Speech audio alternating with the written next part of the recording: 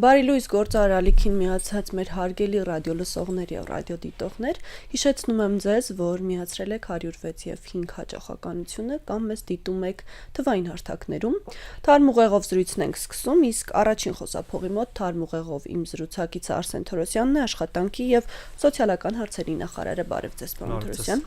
Շնորհակալ եմ շատ, որ մեր տաղավարում եք։ Կարևոր օրով ենք մենք զրույց անում, որտեղ այսօր քարոզարշավը մեկնարկել է, այո։ Կարևոր է, որ դուք այսօր տաղավարում եք, առհասարակ ակնկալիքներից մի փոքր խոսենք քարոզարշավի մեկնարկին զուգահեռ, հետո գնանք ոլորտային հարցեր քննարկենք։ Ես եմ շնորհակալ, այս հնարավորության համար, ձեր մոտ միշտ հաճելի է, մթնոլորտից սկսած, բովանդակությունից վերջացրած։ Շատ հետաքրքիր քարոզարշավ եմ սպասվում, վստահ եմ,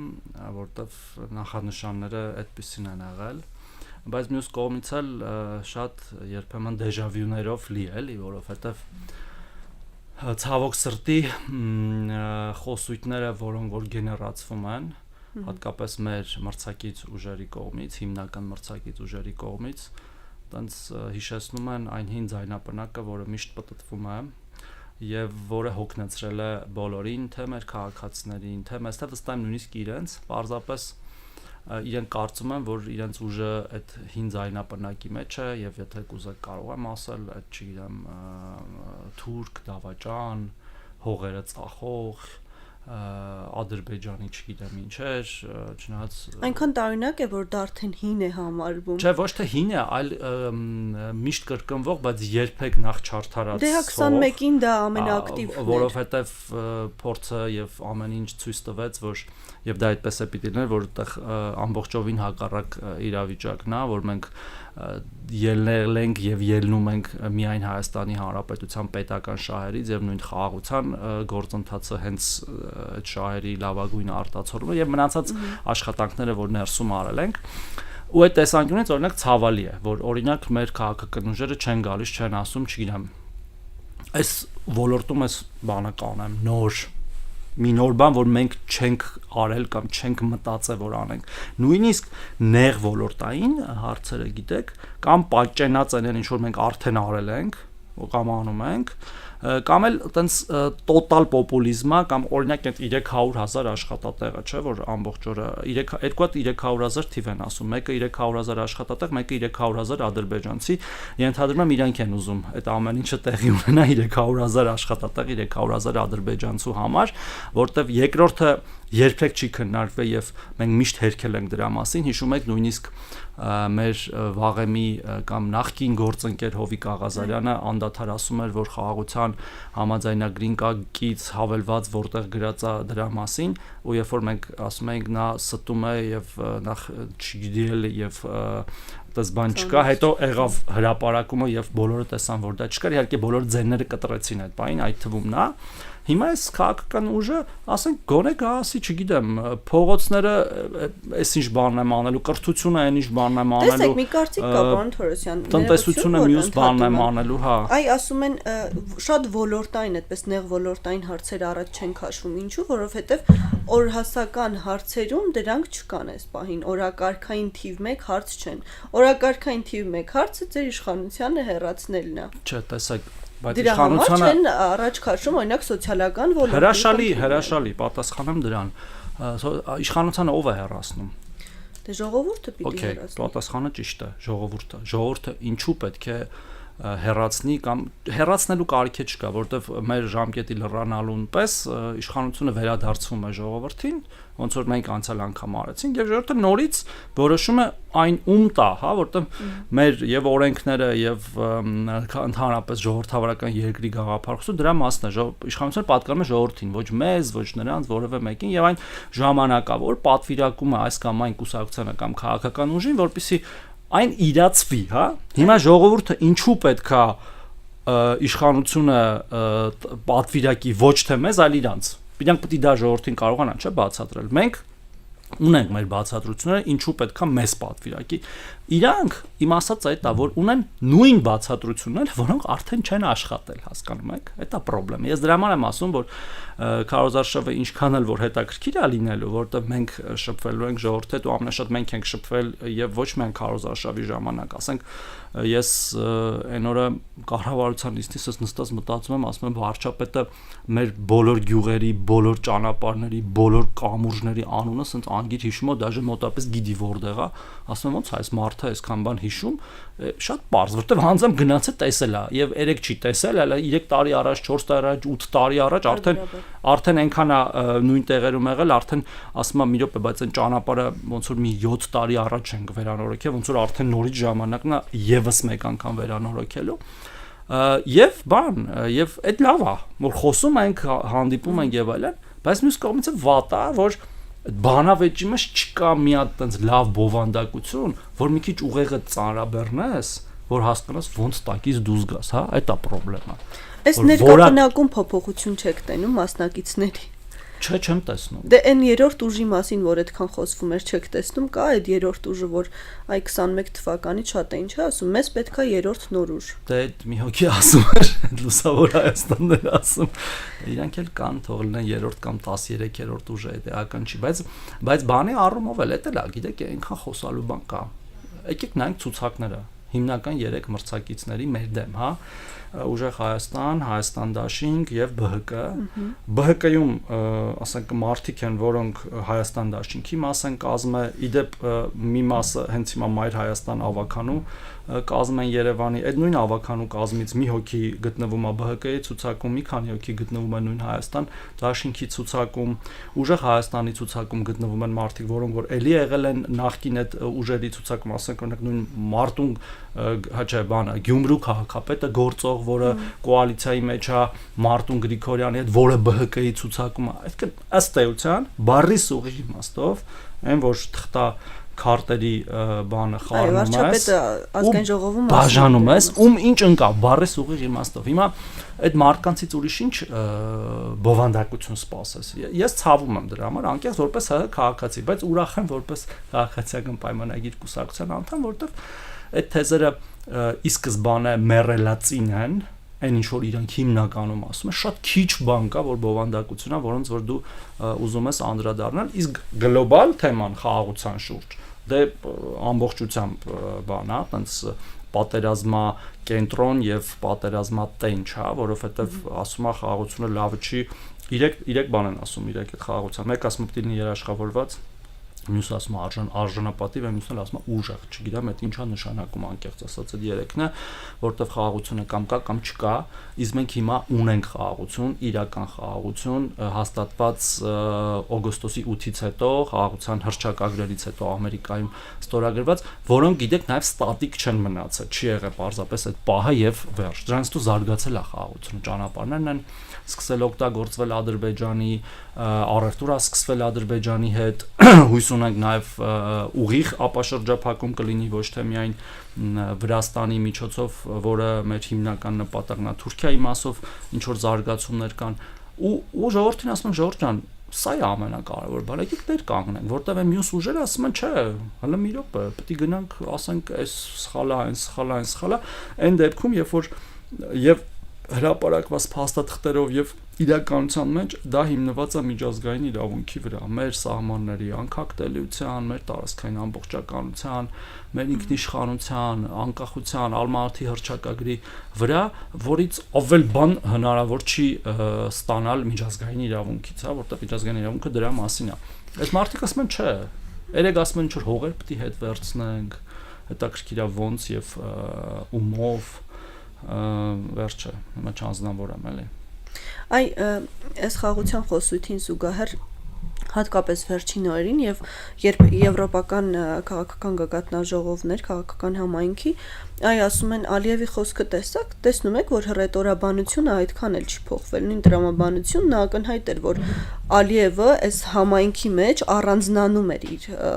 պատկերացումներով, մտքերով, գաղափարներով, մեզ համար որքանով է կարևոր, որ նաև հռետորաբանությունը փոխվի, այ գործողությունների մասով, եթե փոփոխություն տեսնում ենք, հռետորաբանության մասով ինչ կարևորություն։ Շատ կարևոր է, որտեվ ձևավորվող խաղաղությունը եւ ընդհանրապես ժողովուրդների միջև ձևավորվող բարի դրացիականությունը առնվազն բերելու է նաև հռետորաբանության փոփոխության, բայց դա չի կարող լինել մի օրում։ Եվ հիմա օրինակ եթե համեմատենք այսօրվա հռետորաբանությունը, մի տարվա առաջվա հռետորաբանությունը, դրանք նույնպես արդեն փոխված են։ Ասենք նույն այդ 300,000 ադրբեջանցիների թեման, հա, նույնիսկ Ադրբեջանից են հերքում, որ երբեք նման բան չի քննարկվել եւ չէ կարող քննարկվել, հասկանում եք, բայց հիմա ստացվում է, որ մեր քաղաքական ուժերն են ադրբեջանական օրակարգ ամբողջ օրը սրսկում մեր ժողովրդի մեջ, հա։ Ով է ավելի շատ խոսում ադրբեջանցիների վերադարձից, ուժը Հայաստան կուսակցությունը։ Մեր քաղաքացին դրա մասին չեն խոսում, որտեվ գիտեն, որ այդպես բան չի լինելու, խոսում է ուժը, հիմա ով է ուզում, որ դա տեղի ունենա։ Մեր քաղաքացիները, մեկ թե այն կուսակցությունը,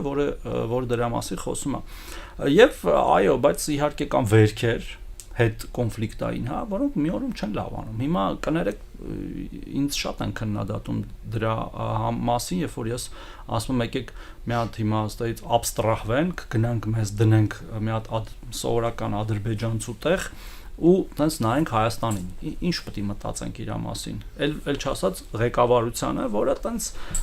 իր բաներն ունի, հա, օրակարգերը ունի, նաև հաշվի առնելով նաև պետության տեսակը, դու գիտեք, ասենք ժողովրդավարության տեսանկյունից եւ այլն։ Ինչ պետք է այդ մարդիկ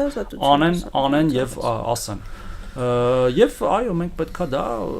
նաև առնվազն գիտակցենք, ճանաչենք մեր հարևանին կամ հակառակորդին նախկինում, որտեվ ես հիմա կարծում եմ, որ մենք պետք է էլ մեր մեջը պետք է փոխենք, հակառակորդից տրանսֆորմացնենք հարևան, բայց դա էլ է դժվար, նույնիսկ մեր համար է դժվար, հասկանում եք։ Եվ իշխանության մեջ եղած մարդկանց, եւ սովորական քաղաքացիների համար, որտեվ առնվազն 30 տարի եղել է հակառակորդ թշնամի, եթե հանենք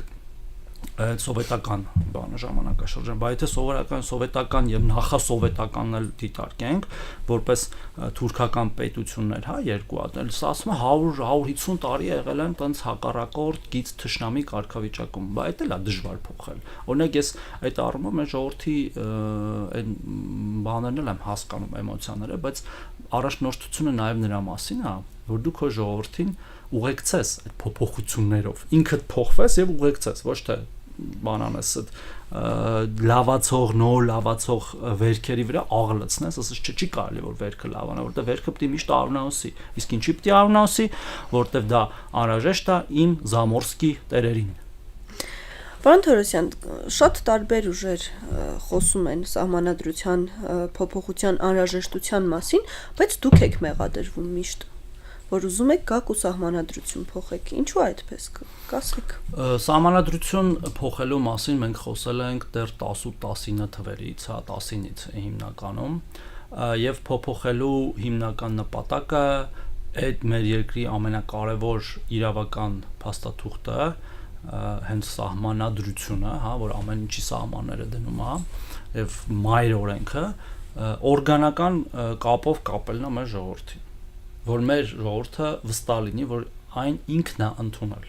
որ դա իր ցանկությունն է, ոչ թե օրինակ կեղծված սահմանադրական հանրակրվեի, ոչ թե մի օտար ուժի կամ կուսակցության, որի հետ ինքը չի կապել իր հույսերը, այլ կուսակցությունն է, հանրապետական կուսակցության մասին է խոսքը, նախկինում էլ այլ կուսակցությունների, որոնք որ ընտրությունները կեղծել են, հետո հանրակրվեն են կեղծը։ Այդ է եղել հիմնական նպատակը, բայց նաև այո, ուրիշ նպատակներ էլ կան, որպեսզի մեր սահմանադրությունը լինի մեր մասին, ոչ թե ուրիշների մասին, մեր երկրի մասին, իրական, սուվերեն, մեր տարածքային ամբողջականությամբ 29743 քառակուսի կիլոմետր Հայաստանի Հանրապետության մասին, ոչ թե ինչ որ մեր մի հարևանի, դա կլինի Թուրքիան կամ մյուս հարևանի, որը Ադրբեջանն է, մասին, հա։ Եվ այս տեսանկյունից մենք միշտ թափանցիկ եք եղել, ոչ մի բան չենք թաքցրել, որ անհրաժեշտ է ունենալ սահմանադրություն, որը մեր երկիրը, մեր պետությունը, մեր պետականությունը, ինքնիշխանությունը ուժեղացնելու է, ոչ թե իր ձևակերպումներով կասկածի տակ դնելու եւ թուլացնելու, որը որևէ պահանջ չի ունենալու հարևաններից, հակառակը հիմնված է լինելու հարևանների հետ բարիդրացիական հարաբերություններ հաստատելու խաղաղության կոնցեպտի վրա, ինչու ոչ նաև դետալային տեխնիկական ավելի լավն է լինելու, որտեղ մենք նաև դες համանadrությունը 15 թվին է ընդունվել, փաստացի 11 տարի է գործում, բայց մենք ընթացքում առերեսվել ենք տարբեր խնդիրների հետ, սկսած օրենսդրական տեխնիկայի առումով վերջացած որ նշանակումներ, բաներ հիշում եք, տենց կրիզիսներ եղավ, նախագահի ինստիտուտի հետ կապված եւ այլն, դա պետք է ուղղվի աստիճանաբար։ Եվ քննադատություն կա թե չկա, մեր տարբերությունը շատ ուժերից դրանում է, որ մենք չենք փախչում, հա, նույնիսկ քննադատությունից։ Մենք փորձում ենք բացատրել, նորից եմ կրկնում, առաջնորդությունը հենց դրա մեջ է, որ դու քո ժողովրդին նույնիսկ քո տեսլականը երբ որ ուզում ես ներկայացնես, չես վարանում մանրամասն բացատրել, խոսել, ուղեկցել, ոչ թե ասես սենց է եւ վերջ։ Ոնց որ օրինակ մի գիշերում ԵՄ-ից ԵԱՏՄ ես անցնում, ասում ես դե գնացեք ոնց ուզում եք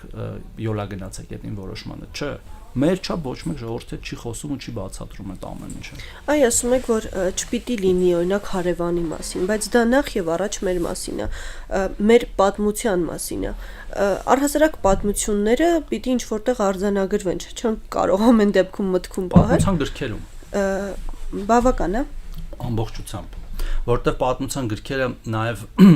նրա մասին են, որպեսզի այդ պատմության դառ էջերը կամ ցավոտ էջերը երբեք չկրկնվեն։ Եվ երբ որ դրանք դու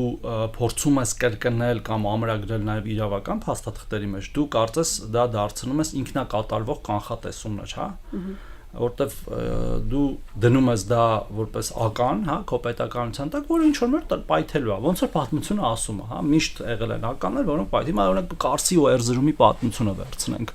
Ասենք Կարսում նստած Էրզրում էին գերազում, Կարսը կորցրեցինք։ Ինչու՞։ Որտեվ Կարսը մերն էր, մենք Կարսի պաշտպանությամբ չենք զբաղվում, մտածում էինք, որ ինչ որ օտար ուժեր կպաշտպանեն, ու ասում էինք պետքա գնանք Էրզրումը մերը դարձնենք, հետո եղավ այն ինչ որ եղավ, երբ որ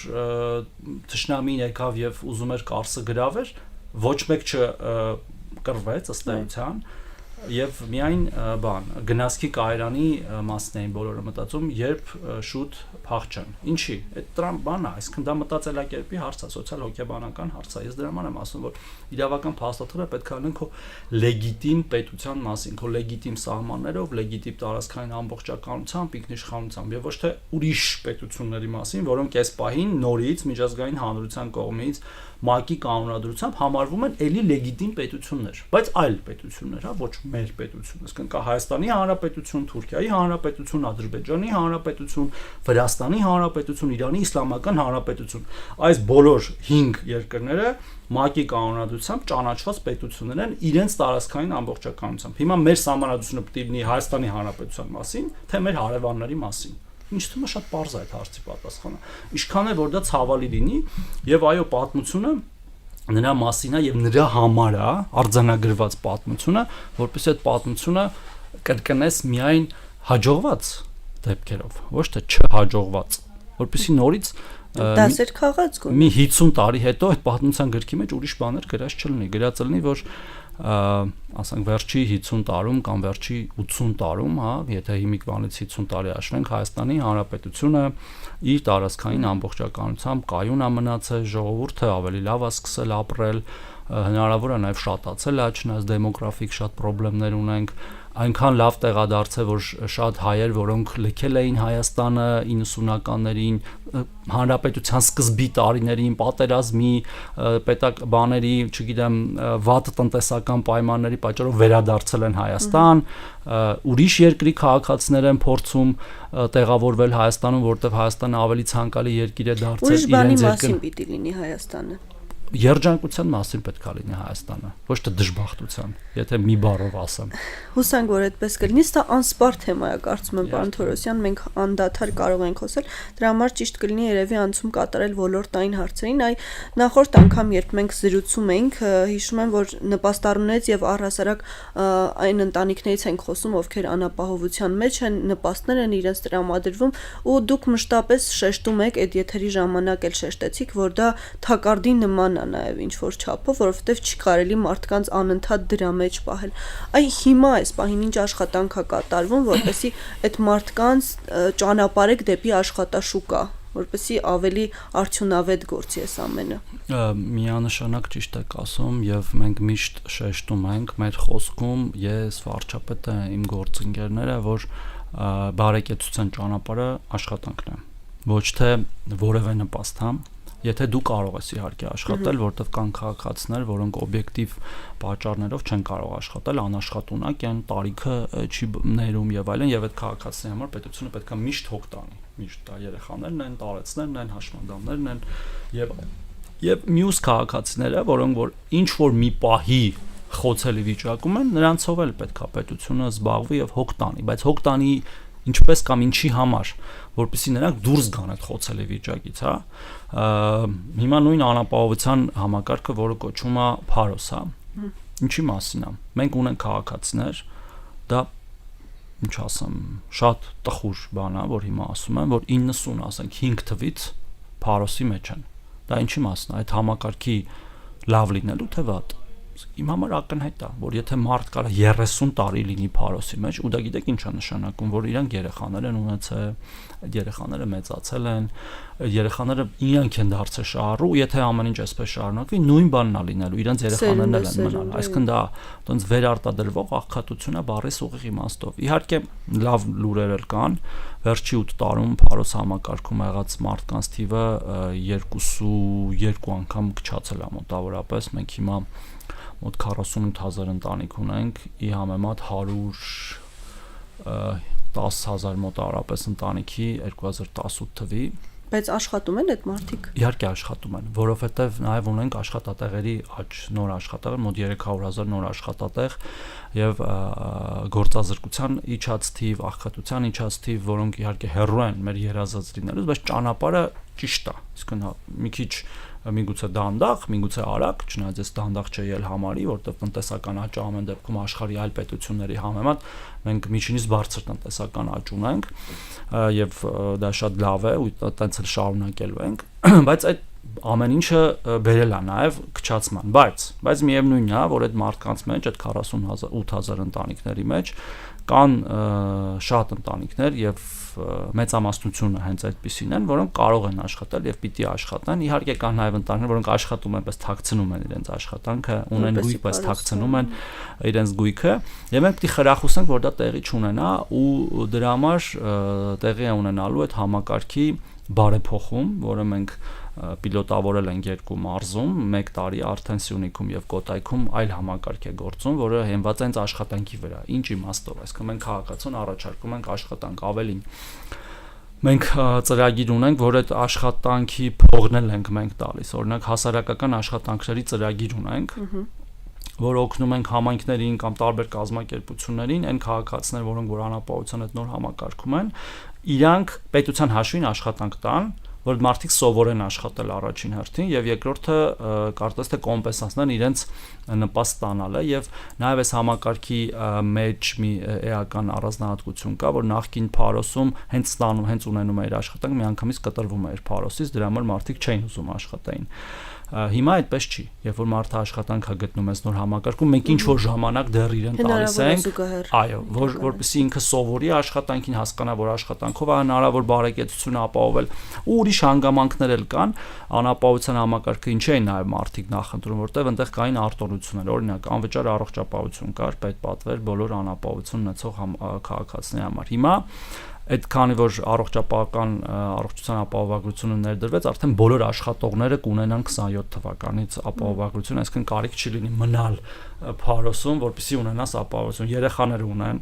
65+ տարեցները ունեն, հաշմանդամները ունեն, մնում են աշխատող քաղաքացիները, աշխատունակ, իրանք էլ աշխատելու դեպքում ունենալու են։ Այսինքն մենք նաև հարակից համակարգերի ռեֆորմերով բերելու ենք նրան, որ աշխատելը լինի շատ ավելի ձեռնտու, քան չաշխատելը։ Պանթերոսյան, իսկ կան հստակ ոլորտներ, ուղղություններ, որտեղ ճանապարհում եք այդ մարդկանց, այսինքն որ բաց է այդ ուղղությունը աշխատաշուկայում ու հենց այդ մարդկանց համար է դա նախատեսված, որ այդտեղ հատուկ ուղղություններ կրթության մակարդակի համեմատական էլ անցկացնելով ամեն դեպքում։ Իհարկե, այդտեղ վերապատրաստման, հմտությունների զարգացման անհրաժեշտություն հաճախ է լինում եւ մենք տես տարբեր խմբերի քաղաքացիների համար ծրագրեր ունենք եւ ավելի շատացնելու ենք, բայց այնց կոնկրետ մի ուղղություն չկա իհարկե, եւ ես չեմ կարծում, որ որևէ աշխատանք ավելի վատնա կամ քիչ պատվաբեր, քան ընդհանրապես չաշխատելը, եւ հաճախ էս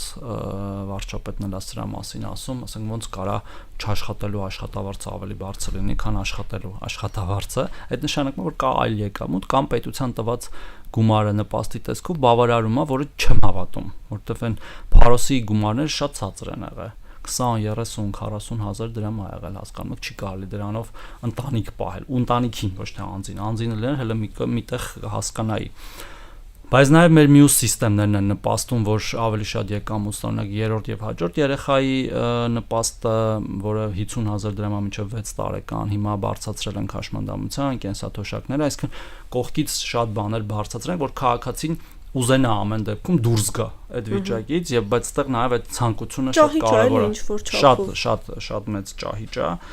եւ նաեւ իհարկե տարբեր ծրագրեր են կանելու թվային գրագիտության, մեծ ծրագիր են ուզում անել գործազուրկների համար, որտեվ պարզ թվային գիտելիքներ չունեն քաղաքացիները, ինքնակենսագրական կազմեր, էլեկտրոնային հասցե ունենալ, էլեկտրոնային ստորագրություն դիմել, հաճախ գործն էլ կա, մարդն էլ կա, իրար չեն կարողանում գտնել։ Ու եթե չլիներ այդ գործը, մենք այսքան դրսից աշխատող չենք ունենա պարզապես։ Այ ծնելիության խթանման ծրագրերից կուզեմ մի փոքր էլ խոսենք, այ գումարներ են բարձրացել ձեր իշխանության ժամանակ, բայց մարդիկ էլի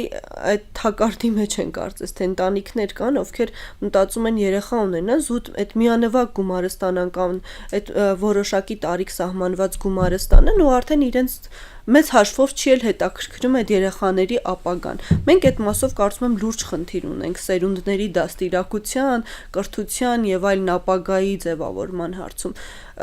Նախ ինչ շեմեք սահմանել այս ծրագրերը ուր պիտի տանեն առհասարակ Հայաստանի Հանրապետությանը մեր ընտանիքներին ու ոնց այդ խավի հարցը լուծենք։ Ես փորձում եմ անցնել այն հարցերով, որոնք մենք մի անգամ քննարկել ենք, հասկանալու թե ինչ փոփոխություններ ունենք այդ իմաստով։ Տեսեք, նախ ժողովրդագրությունը խնդիր է հիմա աշխարհի բոլոր երկրների համար։ Չկա տենց երկիր, որ ժողովրդագրական խնդիր չունենա, սկսած, ասենք, Չինաստանից, որը թվում է թե աշխարհի ամենամեծ բնակչությունն է, չնայած հիմա Հնդկաստանն է ամենամեծը, բոլորը ունեն ժողովրդագրական խնդիր, մենք էլ ունենք։ Մենք ցավոք սրտի ունենք իջեցող թվերով ծնելիություն եւ 25-ի թվերը կրկին ավելի ցածր են եղել, քան 24-ին, հույս ունեմ 26-ին ինչ որ բան կփոխվի դեպի դրականը։ Եվ դեմոգրաֆիան բազմագործոն է, այսինքն ժողովրդագրությունը միայն ծնելիության խթանման հարցը չի, այնտեղ նաև կա ակտիվ երկարակեցության հարց, միգրացիոն հարցեր, կրթության հասանելիության, առողջապահության հասանելիության, բնակարանային ապահովության եւ մեր ռազմավարությունը հետեւյալն է, որ փորձել այդ բոլոր կետերով բարելավված իրավիճակ ունենալ։ Հիմա տեսեք, միանվագ ծննդյան նպաստը, հա, երբ որ մենք երեխայի կարգաթվով պայմանավորված ավելի մեծ գումարներ ենք տալի, 1.5 միլիոն դրամ, հա, 4-ից, եթե չեմ սխալվում։ Դա բերել էր մի իրավիճակի, որ այո, շատ ընտանիքներ պարզապես երեխա են ունենում այդ 1.5 միլիոն դրամի համար եւ իրենց շատ հետաքրքիր չէր այդ երեխաների կամ ոչ թե հետաքրքիր չէր, այլև իրենք ինքնըստինքյան ընկնում էին եւս մեկ երեխա մեծացնելու բեռի տակ, հա, չունենալով ընթացիկ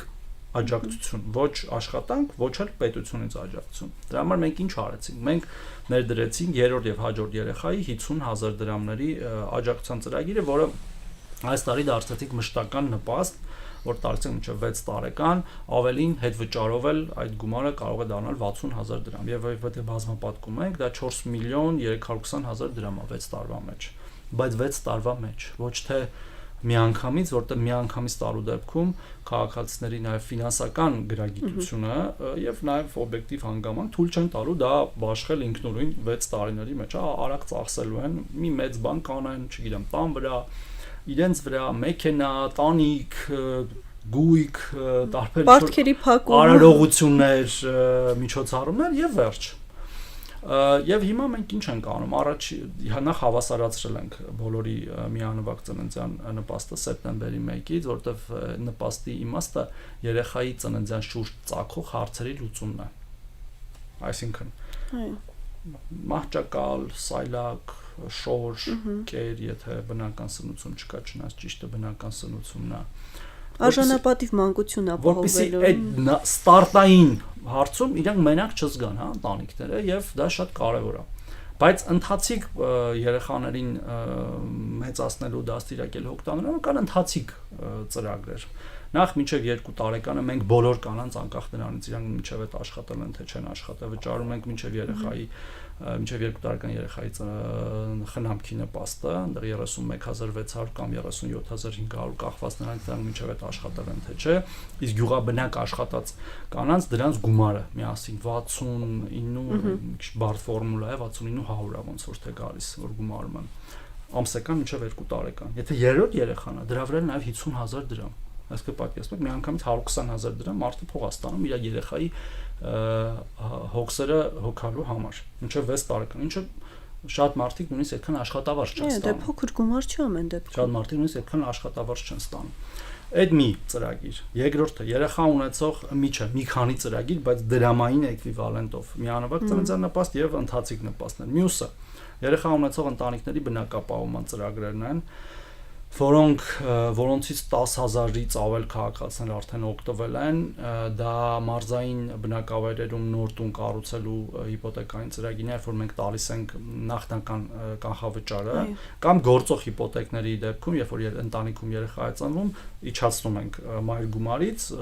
օգնելով քաղաքացիներին, որ իրենց բեռը թեթևա լինի։ 16 միլիոնների ծրագիր է, որը ուղղակիորեն կապված է երեխաների հետ, այսինքն այնտեղ կամ այդ տները կարող են կառուցել անչափահաս երեխա ունեցող ընտանիքները կամ նոր ստեղծող ընտանիքները, երբ որ ծնողների հանրագումարը տարիքների չի գերազանցում 75 տարեկանը եւ դրա մեջ մի հատ էլ առանձին կոմպոնենտ դպրոցների մասով, որտեղ երեխաները պետք է լինեն ոչ միայն անչափահաս, այլ մինչեւ 10 տարեկան, այսինքն այդ ամբողջ ծրագիրը 16 միլիոնների, որով կառուցվել է 2400 տուն արդեն Եվս 1400 հիմա է կառուցում եւ մեր նախընտրական ծրագրով ունենք մոտակա 5 տարիներին 3000 տան կառուցում ու ամբողջությամբ երեխաների մասին է։ Իսկն ոչ մեկ երեխա չունեցող չի կարող այդ ծրագրից օգտվել։ Ու ուրիշ բազմազավակ ընտանիքների բնակապահովման ծրագրի հիմա նախագիծ ունենք, որը հույս ունեմ կընդունվի եւ 27 թվականից ուժի մեջ կտնի 6 եւ ավելի երեխա ունեցող ընտանիքների համար էլի բնակապահովում։ Այսինքն այդ բոլոր ծրագրերը այտենց լեգոյի պես եթե հավաքենք, իրենք միտված են, որպեսզի շատ երեխաներ ունենան մեր քաղաքացիները եւ ոչ թե ունենալու համար, այլ այդ երեխաները ունենան արժանապատիվ նաեւ մանկություն, այլ չեմ ասում այլ ոլորտների, տեսեք, ես մենակ մերը ասացի, բա դպրոցաշինությունն ու մանկապարտեզաշինությունը դա էլ ամբողջությամբ դեմոգրաֆիայի մասն է, որ երբ որ ընտանիքը որոշի երեխա ունենալ եւ կինն էլ ուզենա աշխատի եւ դա շատ լավ է որ կանայք աշխատեն ինքը իմանա որ իր երեխան կարող է ցերեկային խելամք ստանալ մանկապարտեզում եւ հիմա նաեւ մտածում են մսուր մանկապարտեզում ապագայում է դպրոցում հետո էլ բարձրագույն կրթությամբ իսկն որ քո երեխայի ապագան հնարավորինս տեսանելի լինի ել չեմ ասում մեր նախընտրական ծրագրում գրված կൂട്ടակային համակարգը որը ներդնելու են երեխաների կրթական ծախսերը հոգալու համար երբ որ ծնողը կարող է մասնակցել դրան պետությունն էլ կմասնակցի որ 18 տարի լրանալուն պես այդ աճող մեծ կրթական ծախսերը եթե կլինեն կարողանա հոգա ընտանիք այսինքն դա շատ երեխա է կենտրոն քաղաքականություն ունենք մենք այդ առումով Հրաշալի է այն մանկապարտեզների հարցով չգիտեմ որքանով է դա ձեր ոլորտի հետ առնչվում բայց կուզեմ ամեն դեպքում քննարկենք այ պետական մանկապարտեզներում հերթերը այսօր շարունակում են անհանգստացնել շատ ծնողների ու մենք գիտենք դրան զուգահեռ մասնավորներն են բացում բարձր գներով որոնց չեն կարողանում իրենց երեխաներին ուղարկել այդտեղ էլ է հերթեր ասեմ իմ այո հերթեր բայց պետականում մանկապարտեզ որը խնդիր ունի բանի երեխաների այո բայց դե ամեն դեպքում պետականի մասով ավելի մեծ է խնդիրը ձեր մասով դուք որքանով եք կապված այս հարցերի հետ եւ եթե անգամ կապված չեք փորձենք հասկանալ առհասարակ այս հարցը ոնց կարելի է լուծել կապված եմ որպես կառավարության անդամ որպես մեր կառավարության պատասխանատու բոլոր ուղղությունները այսինքն բոլոր կառավարության անդամները պատասխանատու են ամեն ինչի համար եւ դուք գիտեք որ կրթությունը մեր առնվազն այս վերջի 5 տարիների ամենակարևոր ռազմավարությունն ա եղել եւ ասում ենք ռազմավարությունների ռազմավարությունը նույնը լինելու է ապագա 5 տարիներին իհարկե այլ բաներ են լինելու ջրի հարցերը եւ այլն վարչապետը շատ է խոսում դրա մասին բայց դա մի քանի բան պետք է հասկանանք։ Նախ ինչի են մանկապարտեզները քիչ, եթե ու չեն հերիքում, եթե երեխաները ըստ էության հիմա ավելի քիչ են, քան օրինակ 30 տարի առաջ։ Երկու պատճառ կա։ Նախ նրանք ի սկզբանե քիչ են եղել մանկապարտեզները եւ ոչ սովետական միությունը, ոչ էլ նորանկախ Հայաստանը այդ առումով երեխայակենտրոն եւ ծնողներին աշխատանքի դրթող քաղաքականություններ չի վարել։ Այդ մեկ։ Երկրորդը այդ մանկապարտեզների միստվար զանգվածը հիմա կամ քանդված են ինչ որ մարդկանց սեփականություններում, որտեղ սեփականաշնորհվել են, կամ այլ բաների տեղ են օգտագործվում, ասենք նայում ես, չգիտեմ, տներ են այդտեղ մարդկանց տրամադրված կամ շենքեր են կառուցվում մանկապարտեզի կենտրոնը եւ այլն եւ այդպես շարունակ։ Եվ ինչ ենք մենք ասում։ Մենք հիմա կառուցել ենք վերջին 5 տարում 500 մանկապարտեզ կամ վերակառուցել են գործող մանկապարտեզ եւ համարում ենք, որ դա քիչ է։ Եվ ցանկացած բնակավայրում պետք է լինի հասանելի մանկապարտեզ, որ երեխաները նախ իրենց նախնական կրթությունը, որտեղ մանկապարտեզն էլ է կրթություն, մանկապարտեզը միայն խնամք չի։ Եվ ամենակարևորն է, կարծում եմ։ Բազային բաները այդտեղ են երեխաները սովորում, քաղաքացի լինելու, լավ քաղաքացին լինելու, չգիտեմ, ճանապարհը ճիշտ տեղից անցնել, չախտոտել, վատ սովորություններ չծխել, չխմել եւ այլն։ Նույնն էլ հետո շարունակվում է դպրոցում։ Եվ մեր քաղաքականությունների հիմքում է դա, որ պիտի հասանելի լինի։ Հիմա եթե ասենք հերթեր կան, իհարկե կան, բայց 5 տարի առաջ ավելի շատ հերթեր կային։ Եվ գիտեք, ոչ միայն հերթեր կային, օրինակ կան բնակավայրեր, հատկապես գյուղական, որտեղ երբեք չի եղել մանկապարտեզ, ասենք այնտեղ հերթ չէր կարա լինել, որտեղ չկա մանկապարտեզ։ Հիմա կա մանկապարտեզ եւ երեխաները գնում են եւ գիտեք, որ շատ տեղեր կրթահամալիրներ են մենք կառուցում դպրոց մանկապարտեզ նաեւ միասին այդ եւ ճիշտ օգտագործելու ենթակառուցվածքն եւ այդ շարունակականությունը նաեւ ապահովել, որտեղ հաճախ նույն ընտանիքում ասենք երկու երեխա են, մեկը մանկապարտեզ է գնում, մեկը դպրոց, նաեւ ծնողներին հեշտ է այդ ամեն ինչը կազմել եւ դա շարունակելու են եւ ուղիղ պետական ֆինանսավորմամբ եւ սուբվենցիոն ծրագրերով եւ այլ, եթե կլինեն այլ նախաձեռնություններ այդպես ու խոսքը նաեւ Երևանի մասն է ու մի կարևոր բան եմ ուզում ասել, որտեղ մասնավորի մասին խոսեցիք հիմա եւ ես կարամ ասենք իմ անձնական օրինակից բերեմ քրոջս դեպքում, հա երեխային մասնավոր մանկապարտեզից հանեց հերթագրեց պետական մանկապարտեզում, հերթը հասավ եւ հիմա տարնում է պետական մանկապարտեզ։ Ինչի՞, ոչ թե որովհետեւ ինքը չուզեցավ ծախսի երեխայի վրա ինչ որ գումար, հա, այլ որովհետեւ պետական մանկապարտեզը ավելի լավն էր, քան մասնավորը։ Այո, այդ խնդիրը կա հիմա։ Ու դա շատ լավ է, դա խնդիր չի, դա հաջողություն է։ Այո, այդ հաջողությունն է, որ պետությունը կարողանում է ավելի լավ եւ ենթակառուցված եւ ստանդարտներ ապահովել, քան մասնավորը եւ պետությունն է մրցում մասնավորի հետ, ոչ թե մասնավորը պետության հետ եւ մասնավորներն է պետք է կարողանան համ գները էժանացնել, որտեղ մենք մեկը կառուցելու ենք եւ ավելի մաչելի ենք դարձնելու։ Չէ, դե հիմա տեղեր կան անվճար են, չէ, մանկապարտեզները համայնքներ, տեղեր կան քիչ վճարով են, դա համայնքային հարց է, բայց մենք նաև որակի վրա ենք աշխատում, կրթության որակի, դպրոցների դեպքում ուրիշ մեխանիզմով, մանկապարտեզների դեպքում ուրիշ մեխանիզմով։ Այո, կա ժամանակ, երբ այդ մասնավորներ տանում են երեխաներին զուտ որակական տարբերություն նաև ապահովելու համար։ Դպրոցներում էլի դեպք կա այդ բանը, որ կոնկրետ քաղաքացիներ իմանալով որ շատ լավ պետական դպրոց է, հատկապես այս մեր նորակառույց մեծ դպրոցները, որտեղ ամեն ինչ կա, պարզապես փորձում են տեղափոխել իրանց նախկին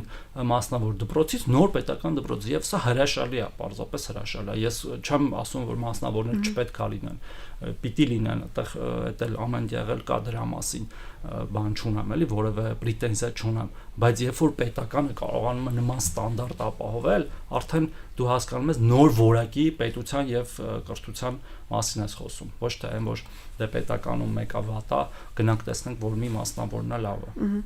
Այ ես հաճախ եմ լսում այն թեզը, թե ձեզնից, թե իշխանության տարբեր ներկայացուցիչներից, որ լավ սովորեք, որ լավ մասնագիտություն հետո ունենաք։ Դպրոցների պատերին գրել են լավ սովորի, որ լավ ապրես։ Այդ մասով կուզեմ մի փոքր զրուցենք, պարոն Թորոսյան, տեսեք, կան մարդիկ, ովքեր լավ մասնագիտություն ունեն, լավ կրթություն ունեն, բայց չեն կարողանում գտնել համապատասխան վարձատրվող աշխատանք։ Ես դες վստահեցնում եմ։ Ես գիտեմ անվանական, ովքեր փորձում են գոնե դրսի շուկայի հետ աշխատել, որովհետև այն գումարները, որ առաջարկվում են մեր շուկայում, բավարար չեն։ Ինչին բավարար չեն։ Ես հիմա նորից եմ ասում, աշխատելու աշխատավարձը երբեք աշխատելու աշխատավարձից բարձր չի կարող։ Ինչքան գումարն է բավարար մեկ անձի համար ամսական, տեսեք, եթե դու եկեք ասենք արժանապատիվ ապրելու համար։ Եթե դու չունես աշխատանք, եթե կներեք, բայց իմ օրինակով բերեմ, հա, ես աշխատել եմ ուսանողական տարիներից, իմ ընտանիքը չի կարողացել իմ համար այնքան գումար ապահովել, ես գիշերային հերթապահ եմ եղել դեղատանը ուսանող տարիներին, որը կարող է 20-30 հազար դրամ լինել ամիսը աշխատավարձը 2000-ականների սկզբին։ Ինչի եմ դա արել, որովհետև համարել եմ, որ ես պետք է ինձ պահեմ եւ չկա ոչ մի անարժանապատիվ բան, որ բժշկականի ուսանողը գնա աշխատի, հնարավորություն ունի ցերեկները աշխատելու, ցերեկներն էլ կաշխատեի ու աշխատել եմ։ Էլի տենց անձնական բաներ չեմ ուզում բացահայտեմ, բայց ասենք հորս հետ գնացել եմ շինարարություն եմ արել 13-14 տարեկանում։ Ինչի, որտեղ նախ հայրս դա արել է, պրիտոմ լինելով գիտությունների տեխնացու, երկրաբանական, իր ընտանիքը պահելու համար եւ այդտեղ որևէ նվաստացուցիչ բան չկա, գնացել եմ իրան օգնել եմ, որ կարողանա մեր ընտանիքին պահել, մի տասնյակ չէ, բայց մի քանի տարի Ռուսաստան խոպան է գնացել այդ մարդը, չի վարանել, որ պետքա աշխատի եւ պահի եւ մասնագիտություն ձեռք բերեն իր երեխաները եւ այլն։ Եվ եթե դու այդ պահին նույնիսկ ասենք օրինակ այնպիսի մասնագիտություն ունես, որ այս պահին պահանջարկ չկա, հա, պիտի գնաս ուրիշ գործ անես, այդտեղ ոչ որևէ նվաստացուցիչ բան չկա։ Լավ մասնագիտություն ես, որը պահանջարկ ունի, սկսի բանից, փոքրից, քչից գնա զարգացի, եւ ես չեմ հավատում, որ կա լավ մասնագետ, որը ունի լավ պահանջարկ ունեցող մասնագիտություն եւ ինքը գործ չունի։ Ուրիշ բան, որ կան նաեւ անհամաչափություն այդտեղ հասկանում եք, օրինակ կան շատ X թվով մասնագետներ, որի կարիքը այդքան չկա ոլորտում, եւ այստեղ ավելի գլոբալ խնդրի առաջ ենք մեր կանգնում, մեր բուհերի, մասնագիտությունների թվերի։ Ասենք հիմա բոլորը ուզում են իրավաբան դառնալ, ես չգիտեմ, այդքան մասնագետ կարիքա թե չէ։ Բոլորն ուզում են տնտեսագետ դառնալ, չգիտեմ ես դրա կարիք, բայց ասենք ոչ մեկ չի ուզում ագրոնոմ դառնա, որի աշխատավարձը հաճախ իրավաբաններից բարձր է եւ տնտեսագետն ու մեծ պահանջարկ կա։ Բայց հիմա մենք տեսնում ենք, այդ փոփոխությունն ենք տեսնում։ Եվ պետք է շատ խոսանք սրա մասին, որ աշխատելը լինի շատ ավելի մարդկանց կողմից տենց հարգանքի արժանի, քան չաշխատելը, ու չկա անարժանապատիվ որևէ աշխատանք, ցանկացած աշխատանք։ Ինձ շատ են քաղաքացիները դիմում, ասում են ինչի օրինակ իմ նպաստը կտրեցիք, ասում եմ եղբայր, դու այդ 30,000 դրամով քո 3-4 հոգանոց ընտանիքը կարող ես պահեիր։ Չէ, բարձում ինքը աշխատում է, բայց չգրանցված, բայց ուզում է այդ ստացվում, գնա գրանցվի, դրան կունենաս հիպոթեկով տուն կարաս առնես,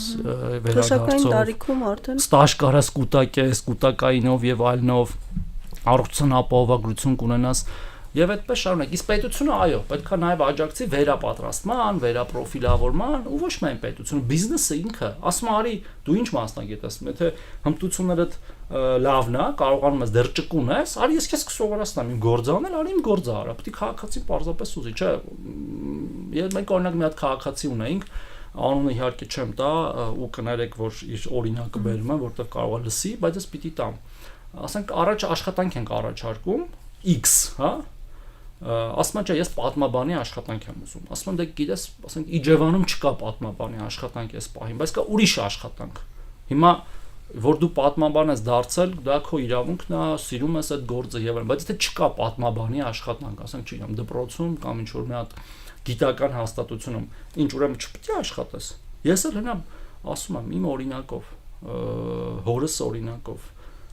ես հիմա էլ եթե մնամ անգործ, չունենամ որևէ գործ, երբեք չեմ մտածի, կգնամ տաքսի էլ կքշեմ, շինարարության մեջ էլ կաշխատեմ ու ընդհանրապես չեմ համարի, որ որևէ պատվազուրկ բան եմ անում։ Աշխատելը արժանապատիվ է, այո։ Այո, միշտ։ Շնորհակալ եմ ձեզ զրույցի համար։ Մեզ լսողներին եւ դիտողներին հիշեցնեմ, որ իմ զրուցակից աշխատանքի եւ սոցիալական հարցերի նախարար Արսեն Թորոսյանն էր, ձեզ համար Մոնիկա Մամյանը աշխատեց, կհանդիպենք լավ եղեք։